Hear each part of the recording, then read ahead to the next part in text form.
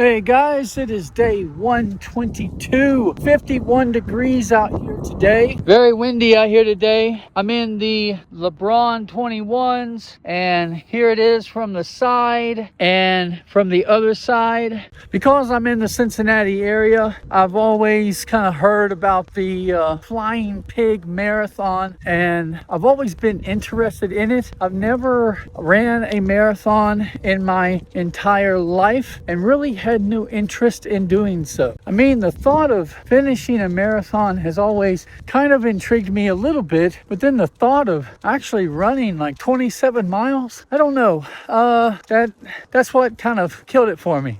And don't get me wrong, I respect all athletes. Runners are definitely athletes, excellent cardiovascular fitness, but just from an aesthetic standpoint, I've never really liked the body type of most runners. They are very anemic looking, and they can run circles around me all day, but they just look very, very frail. And I know they have a lot of willpower and endurance and all of that, but when it comes down to it, the runner body type typically just does not look all that appealing to me, I guess. Some people are just born with better physical attributes suited for certain sports. You know, I definitely don't have the physical presence of a football player or the broad shoulders needed and all of that.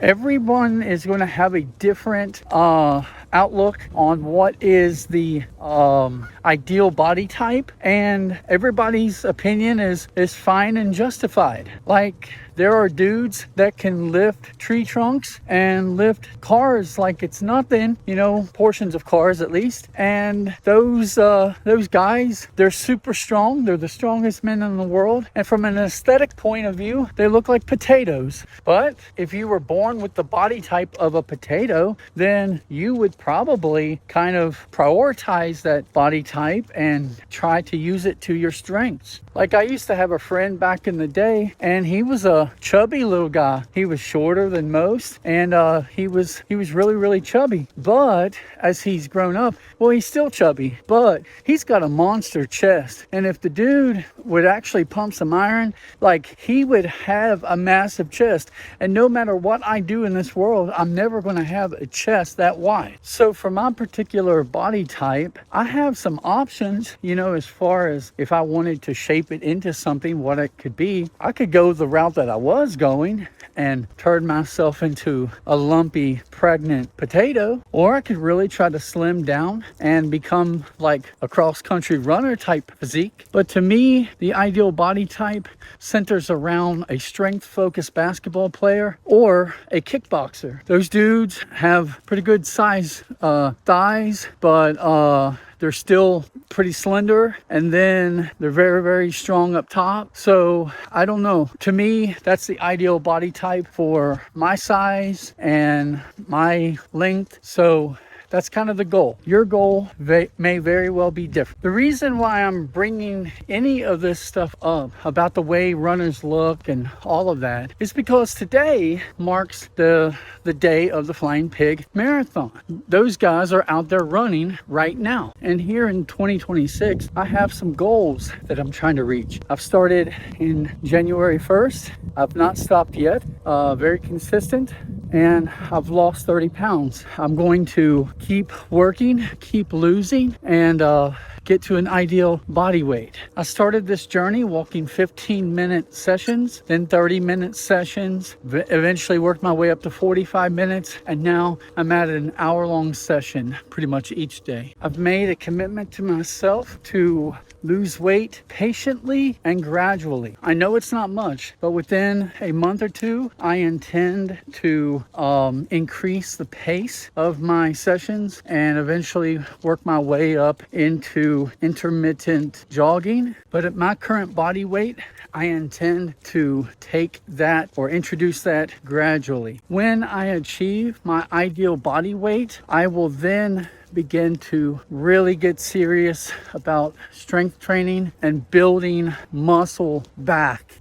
Guys, I had gotten up to a size 38 waistline, and now whenever I put on those clothes, they barely hold themselves on with a belt. I mean, without a belt. I bought a large tactical belt to fit my size waist, and that was back in February or March, and that belt is already kind of too long. And that's definitely put me into a predicament because I'm almost at a point where I need to start thinking about buying new clothes. And that's kind of a bummer because I like the clothes I had. This year so far has been about reclaiming myself, reclaiming my health, reclaiming my interests, reclaiming my talents.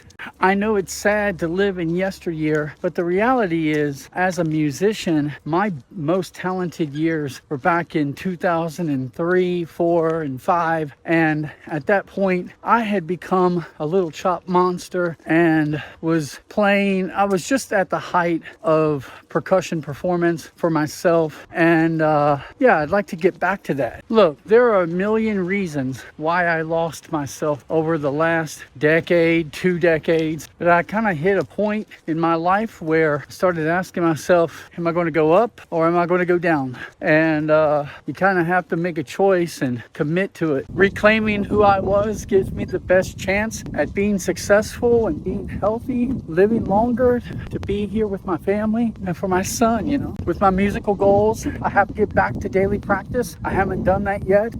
I do have time in the evening. I have time. I just have lacked it yet, and I hope to get some of that back. Admittedly, I became addicted to social media and the political discourse in this country, and it was just an addictive cycle. No more of that crap. None of it matters. None of it matters anyway, guys. There is literally no one in governmental control that cares about you from either party. They don't care at all. You can try to be a part of the system. You can try to be a voice for the system. You can try to take control somewhat of the system, but it will always be in control of you. And while I acknowledge that's a pessimistic outlook, guys, you become jaded after a while to the point where you see disaster on both sides. It's not about picking the lesser of two evils. It really isn't. It's all evil. So I'm done with it. I need to just get back to me and who I was before I got into any of that crap. I need to get back to the person I was before social media ever existed. I understand the irony of posting on YouTube, a social media platform. I'm just a tiny little voice amongst all the voices that are out there channeling their own journey. That's it. There is nothing special or unique about me other than the life that God breathed into me. So I have weight loss goals and musical goals and strength goals. Might as well add one more. I'm declaring here and now on this day, a year out from the flying pig, that I, by next year, want to be able to complete a marathon. I intend to enter that race and complete that race. So now begins the journey of trying to understand what training for that looks like, understanding the ins and outs of how to kind of build that level of endurance and do so smartly over the course of a year. I don't know if that is possible.